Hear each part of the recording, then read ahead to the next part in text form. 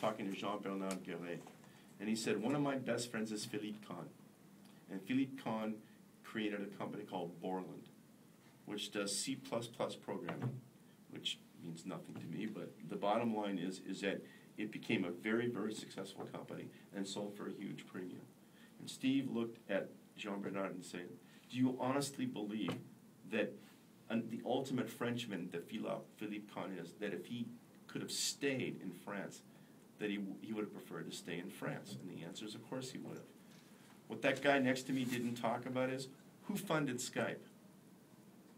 Tim Draper from the United States.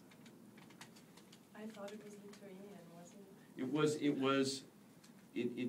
If it was, it should have been more publicized. If that's true, and I hope it is, I hope you're right. 100% true, I'm not. I hope it is. Or Estonian, maybe Estonian. No, but they created a company in Estonia. But my point is that as far as the public is concerned, Tim Draper and his people are the ones who put the money in to make Skype what it was.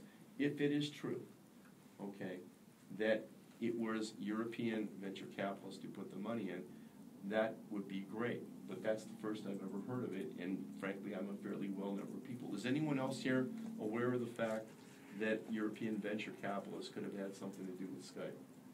And that's part of the deal too, is that, you know, people need to be made more aware of those kinds of things. Because, you know, when you're talking about the kind of revolutionary thing we're talking about, it starts with people who look at the world as it is and say, you know, I mean, this doesn't have to be this way. And that's really, I think, what this conference is all about. I mean, I have to tell you, I mean, look, gearing up European growth for global benefits, leveraging industry and services competitiveness. I got to tell you, I never thought I would come to a conference in Europe whose subject was this. So already, this is a real positive.